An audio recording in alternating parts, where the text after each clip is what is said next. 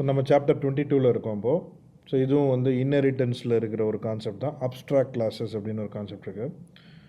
So இந்த abstract கிளாஸ்னால் என்ன, எப்படி யூஸ் பண்ணுறோம் அப்படின்றத நம்ம பார்க்கலாம்.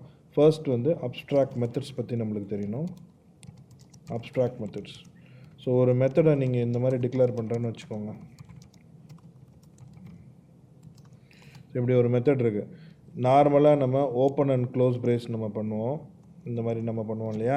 நார்மலாக ஓப்பன் க்ளோஸ் பிரேஸ் பண்ணி இதுக்குள்ளே வந்து நம்ம லாஜிக் எழுதுவோம். So whatever logic which we want to write we will write இதுக்குள்ளே, இந்த ஓப்பன் க்ளோஸ் பிரேஸ்க்குள்ளே நம்ம பண்ணுவோம். இப்படி பண்ணாமல் மெத்தடை டிக்ளேர் பண்ணோடனே செமிகோலன் நீங்கள் போட்டிங்கன்னு வச்சுக்கோங்க. ஸோ இங்கே நம்ம செமிகோலன் போடுறோம். இந்த மாதிரி ஒரு மெத்தடை நீங்கள் பார்க்குறீங்கன்னா இதை தான் வந்து நம்ம அப்ஸ்ட்ராக்ட் மெத்தட் அப்படின்னு சொல்கிறோம். So abstract methods are unimplemented method. இதில் இம்ப்ளிமெண்டேஷனே இருக்காது. ஒன்ஸ் மெத்தட் டிக்ளேர் ஆனோடனே செமிகோலன் இருக்கும் கடைசியில். ஸோ இதுதான் வந்து அப்ஸ்ட்ராக்ட் மெத்தட். இந்த மாதிரி இருந்ததுன்னா அப்ஸ்ட்ராக்ட்ன்ற கீவேர்ட் நம்ம போடணும். ஸோ அப்ஸ்ட்ராக்ட்ன்ற கீவேர்ட் நம்ம போடணும். ஓகே, இப்போ ஒரு கிளாஸில் வந்து ஒரு அப்ஸ்ட்ராக்ட் மெத்தட் இருக்குன்னா கண்டிப்பாக அந்த கிளாஸை வந்து நீங்கள் அப்ஸ்ட்ராக்ட் கிளாஸாக டிக்ளேர் பண்ணணும். அந்த கிளாஸை வந்து அப்ஸ்ட்ராக்ட் கீவேர்டை வச்சு அப்ஸ்ட்ராக்ட் கிளாஸாக டிக்ளேர் பண்ணணும். ஸோ நம்ம ஒரு குயிக்காக ஒரு எக்ஸாம்பிள் எழுதலாம். ஸோ நான் ஏபிஎஸ் அப்படின்னு ஒரு கிளாஸ் எழுதுகிறேன். ஸோ ஏபிஎஸ்க்குள்ளே வந்து ஒரே ஒரு இதில் வந்து ஒரு கன்ஸ்ட்ரக்டர் போட்டுறேன். ஸோ இதில் ஒரே ஒரு அப்ஸ்ட்ராக்ட் மெத்தட் எழுதுகிறேன். அப்ஸ்ட்ராக்ட் மெத்தட் டிக்ளேர் பண்ணோடனே செமிகோலன் போட்டாச்சு, ரைட். ஸோ இப்போ வந்து இது கம்பைலர் சொல்லும், ஏன்னா அப்ஸ்ட்ராக்ட்ன்ற கீவேர்ட் நான் கொடுக்கல. அப்ஸ்ட்ராக்ட் கீவேர்ட் நான் கொடுக்கணும். ஸோ அப்ஸ்ட்ராக்ட் கீவேர்ட் கொடுத்தோன்னே இங்கே கம்பைலேஷன் எரர் சொல்லும். ஸோ என்ன சொல்லுதுன்னா நீங்கள் வந்து இந்த கிளாஸை வந்து அப்ஸ்ட்ராக்டாக டிக்ளேர் பண்ணுங்கள், ஏன்னா இதுக்குள்ளே வந்து அப்ஸ்ட்ராக்ட் மெத்தட் இருக்குது அப்படின்னு சொல்லுது. ஸோ இந்த கிளாஸ் வந்து அப்ஸ்ட்ராக்டாக டிக்ளேர் பண்ணிடலாம். ஸோ இந்த கிளாஸ் நம்ம அப்ஸ்ட்ராக்டாக டிக்ளேர் பண்ணிட்டோம்.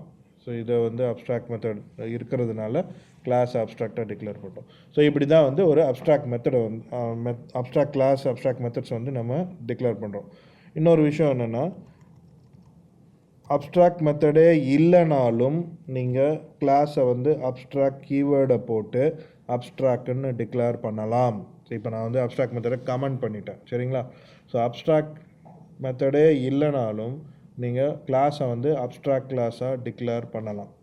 ஓகே, ஸோ அது வந்து ரூல் கிடையாது. நீங்கள் அப்ஸ்ட்ராக்ட் மெத்தட் இருந்தால் தான் அது அப்ஸ்ட்ராக்ட் கிளாஸாக டிக்ளேர் பண்ணணும் அப்படின்ற ரூல் கிடையாது. நீங்கள் இப்படி கூட பண்ணிக்கலாம். ஓகே, ஸோ இதனால் என்ன பலன், அப்ஸ்ட்ராக்ட் கிளாஸ்னால் என்ன பலன், அதனால் என்ன நடக்குது அப்படின்றத நம்ம பார்க்கலாம். ஃபர்ஸ்ட் திங், அப்ஸ்ட்ராக்ட் கிளாஸஸ்க்கு நீங்கள் ஆப்ஜெக்ட் க்ரியேட் பண்ண முடியாது. Abstract classes cannot be instantiated. Object cannot be created. சரியா, cannot be created. ஸோ இப்போ நான் இங்கே ஒரு மெயின் எழுதுகிறேன். இந்த மெயினில் அப்ஸ்ட்ராக்ட் கிளாஸோட ஆப்ஜெக்டை இப்போ க்ரியேட் பண்ணுறதுக்கு டைப் பண்ணுறேன்.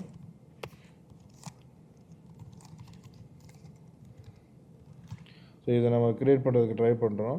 ஆனால் இங்கே வந்து cannot instantiate the type ABS அப்படின்னு வந்துடுச்சு. ஏன்னா இந்த டைப்பை வந்து நம்மளால் இன்ஸ்டான்ஷியேட் பண்ண முடியாது, சரியா. ஸோ ஏன்னா வந்து இது அப்ஸ்ட்ராக்ட் மெத்தட் இங்கே உள்ளே இருக்கிறதுனால, அப்ஸ்ட்ராக்ட் கிளாஸை டிக்ளேர் பண்ணியிருக்கிறதுனால இதுக்கு நீங்கள் ஆப்ஜெக்ட் க்ரியேட் பண்ண முடியாது. ஓகே, எப்போ நம்ம ஆப்ஜெக்ட் க்ரியேட் பண்ண முடியும், இதுக்கு நீங்கள் ஒரு சப் கிளாஸ் எழுதணும். ஸோ இதை அந்த சப் கிளாஸையும் நான் இங்கேயே எழுதிடுறேன். ஸோ சப் ஏபிஎஸ், இதுக்கு நீங்கள் ஒரு சப் கிளாஸ் எழுதணும். அந்த சப் கிளாஸில் வந்து நீங்கள் சூப்பர் கிளாஸில் இருக்கிற எல்லா அப்ஸ்ட்ராக்ட் மெத்தடையும் இம்ப்ளிமெண்ட் பண்ணணும். அப்படி நீங்கள் இம்ப்ளிமெண்ட் பண்ணலன்னா உங்கள் சப் கிளாஸும் அப்ஸ்ட்ராக்ட் கிளாஸாக மாறிடும். இப்போ இந்த இதை பாருங்கள். ஸோ இந்த கிளாஸை வந்து இவன் என்ன சொல்கிறான், நீ அப்ஸ்ட்ராக்டாக டிக்ளேர் பண்ணு, ஏன்னா நீ வந்து சூப்பர் கிளாஸில் இருக்கிற அப்ஸ்ட்ராக்ட் மெத்தட்ஸை வந்து இம்ப்ளிமெண்ட் பண்ணலை அப்படின்னு சொல்லி வருது. ஸோ இப்போ நம்ம வந்து இம்ப்ளிமெண்ட் பண்ண ட்ரை பண்ணலாம். ஸோ இம்ப்ளிமெண்ட் இங்கே பண்ணியிருக்கோம். இப்போ இங்கே இம்ப்ளிமெண்ட் பண்ணுறோம். ஓகே, ஓப்பன் க்ளோஸ் பிரேஸ் நல் இம்ப்ளிமெண்டேஷன். இவ்வளோ இனிமேல் நான் பண்ணல, நார்மலாக இது நம்ம இம்ப்ளிமெண்ட் இப்போ பண்ணிட்டோம்.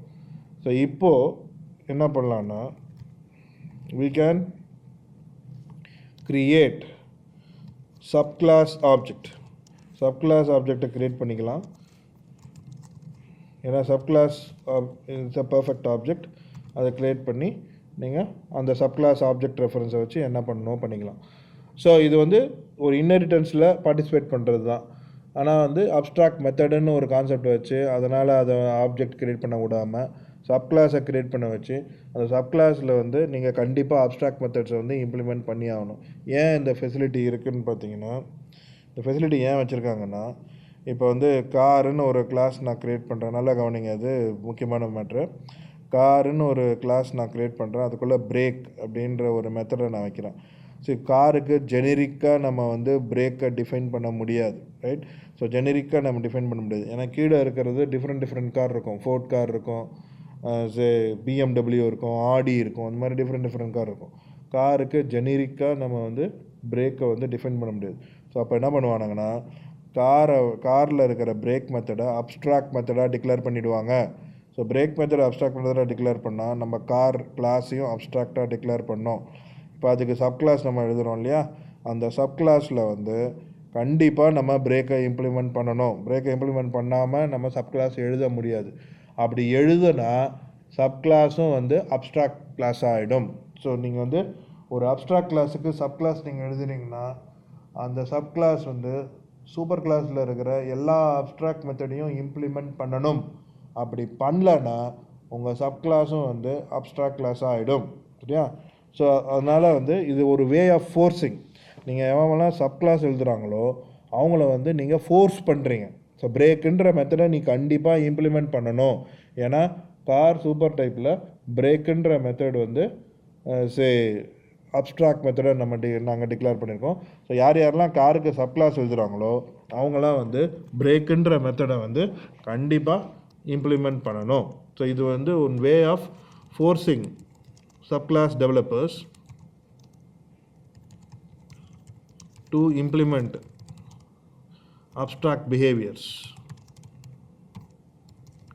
ஸோ இது வந்து கண்டிப்பாக வந்து ஃபோர்ஸ் பண்ணி சப்கிளாஸ் டெவலப்பர்ஸ் வந்து அந்த பிஹேவியர்ஸை வந்து இம்ப்ளிமெண்ட் பண்ணுவாங்க. ஸோ அதுக்கு தான் வந்து அப்ஸ்ட்ராக்ட் கிளாஸ் வச்சுருக்காங்க. சரிங்களா? ஸோ அப்ஸ்ட்ராக்ட் கிளாஸ் மிக முக்கியமானது. எல்லா ஜாவா லைப்ரரிலையும் பார்த்தீங்கன்னா நிறைய இடத்துல வந்து இந்த அப்ஸ்ட்ராக்ட் கிளாஸை வந்து டிஃபைன் பண்ணியிருப்பாங்க. அப்ஸ்ட்ராக்ட் கிளாஸ்னால் அதுக்குள்ளே கண்டிப்பாக அப்ஸ்ட்ராக்ட் மெத்தட்ஸ் இருக்கணும்னு அவசியம் கிடையாது, பட் நார்மலாக இருக்கும். மோர் தேன் ஒன் அப்ஸ்ட்ராக்ட் மெத்தட்ஸும் இருக்கும்.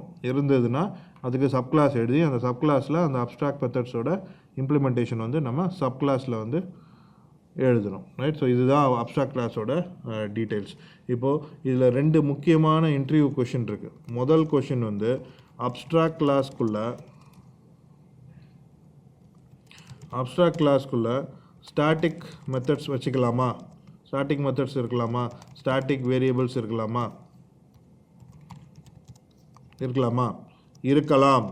ஸோ நீங்கள் ஸ்டாட்டிக் மெத்தட்ஸ் வச்சுக்கலாம், ஸ்டாட்டிக் வேரியபிள்ஸ் வச்சுக்கலாம். நல்லா ஞாபகம் வச்சுக்கோங்க, ஸ்டாட்டிக் எல்லாமே வந்து கிளாஸ் ஆப்ஜெக்டில் போயிடும். ஸோ அப்ஸ்ட்ராக்ட் கிளாஸுக்கும் கிளாஸ் ஆப்ஜெக்ட் இருக்குது. அப்ஸ்ட்ராக்ட் கிளாஸ் லோட் ஆகும் போதும் அதுக்கு கிளாஸ் ஆப்ஜெக்ட் வந்து க்ரியேட் ஆகும். அதுக்குள்ளே வந்து இந்த ஸ்டாட்டிக் மெத்தட்ஸு, வேரியபிள்ஸு, பிளாக்ஸு எல்லாமே போய்டும். நீங்கள் ஈவன் ஸ்டாட்டிக் பிளாக் கூட வச்சுக்கலாம், ஒன்றும் பிரச்சனை இல்லை. ரெண்டாவது கொஷின், அப்ஸ்ட்ராக்ட் கிளாஸில் கன்ஸ்ட்ரக்டர் வச்சுக்கலாமா? ஸோ நம்ம ஃபஸ்ட்டு என்ன சொன்னோம், அப்ஸ்ட்ராக்ட் கிளாஸோட ஆப்ஜெக்டை க்ரியேட் பண்ண முடியாதுன்னு நான் சொன்னேன். ஸோ நிறைய பேர் என்ன பண்ணுவாங்கன்னா, இன்டர்வியூ எடுக்கும்போது இந்த கொஷின் கேட்டாங்கன்னா இவங்களுக்கு இதுதான் ஞாபகம் இருக்குது, abstract class objects cannot be created அப்படின்னு படிச்சிடுறாங்க இங்கிலீஷில். ஓகேவா? ஸோ ஆப்ஜெக்ட் க்ரியேட் பண்ண முடியலன்னா நம்ம கன்ஸ்ட்ரக்டரை கால் பண்ண முடியாது அப்படின்னு நினச்சி அவங்க என்ன சொல்கிறாங்க, கன்ஸ்ட்ரக்டர்லாம் நம்ம கால் பண்ண முடியாது, கன்ஸ்ட்ரக்டரே எழுத முடியாதுன்னு சொல்கிறாங்க. ஸோ அது ரொம்ப தப்பு. கன்ஸ்ட்ரக்டர் எழுத முடியாது அப்படின்னு சொல்கிறாங்க, அது ரொம்ப தப்பு. ஸோ கன்ஸ்ட்ரக்டர் எழுதலாம். நீங்கள் எம்டி கன்ஸ்ட்ரக்டரும் எழுதலாம், ஆர்குமெண்டட் கன்ஸ்ட்ரக்டரும் எழுதலாம். வாட் கைண்ட் ஆஃப் கன்ஸ்ட்ரக்டர், நீங்கள் எந்த கன்ஸ்ட்ரக்டர் வேணாலும் எழுதலாம். அந்த கன்ஸ்ட்ரக்டர் எப்போ கால் ஆகும்னா, கன்ஸ்ட்ரக்டர் செயினிங்னு நம்ம ஒரு கான்செப்ட் படித்தோம்ல, கன்ஸ்ட்ரக்டர் செயினிங் நம்ம ஒரு கான்செப்ட் படித்தோம். அந்த கன்ஸ்ட்ரக்டர் செயினிங்கில் நடக்கும்போது உங்கள் அப்ஸ்ட்ராக்ட் கிளாஸில் இருக்கிற கன்ஸ்ட்ரக்டர்ஸ் வந்து கால் ஆகும். இப்போ நான் வந்து அப்ஸ்ட்ராக்ட் கிளாஸுக்கு கண்டிப்பாக நம்ம சப் கிளாஸ் எழுத போகிறோம். சப் கிளாஸ் ஆப்ஜெக்டை நம்ம க்ரியேட் பண்ணும்போது இந்த சப் கிளாஸ் கன்ஸ்ட்ரக்டர் கால் ஆகுது, அங்கேருந்து சூப்பர் கிளாஸ் கன்ஸ்ட்ரக்டர் கால் ஆகும், ரைட்? ஸோ அதனால் அப்ஸ்ட்ராக்ட் கிளாஸில் வந்து கன்ஸ்ட்ரக்டர்ஸ் கண்டிப்பாக நீங்கள் போடலாம், வச்சுக்கலாம், எவ்வளோ நம்பர் ஆஃப் கன்ஸ்ட்ரக்டர்ஸும் எழுதலாம். ஸோ அதில் வந்து ஒரு ப்ராப்ளமும் இல்லை. இந்த ரெண்டு கொஷின் வந்து ரொம்ப முக்கியமான கொஷினு. அப்ஸ்ட்ராக்ட் கிளாஸில் வந்து கண்டிப்பாக வந்து நிறைய இன்டர்வியூஸில் வந்து கேட்பாங்க. அப்ஸ்ட்ராக்ட் கிளாஸை வச்சு நல்லா புரிஞ்சுக்கணும். அப்ஸ்ட்ராக்ட் கிளாஸ் எதுக்கு வச்சுருக்கோம், சப் கிளாஸ் டெவலப்பர்ஸுக்கு ஒரு வே ஆஃப் ஃபோர்ஸ் பண்ணுறோம். ஸோ அப்ஸ்ட்ராக்ட் மெத்தட்ஸை டிஃபைன் பண்ணிவிட்டு சப் கிளாஸ் எழுதுகிறவங்க எல்லாரும் வந்து அந்த அப்ஸ்ட்ராக்ட் மெத்தட்ஸ்க்கு இம்ப்ளிமெண்டேஷன் கண்டிப்பாக எழுதணும். It's a way of forcing subclass developers to implement a behaviour. அதுக்கு தான் வந்து அப்ஸ்ட்ராக்ட் கிளாஸஸ் வச்சுருக்காங்க. ரைட். ஸோ இதுதான் அப்ஸ்ட்ராக்ட் கிளாஸோட டீட்டெயில்ஸ். இதோட இந்த சாப்டர் முடிஞ்சிடுச்சு. நெக்ஸ்ட் சாப்டரில் நம்ம இன்டர்ஃபேஸஸை பற்றி பார்க்கலாம். தேங்க்யூ.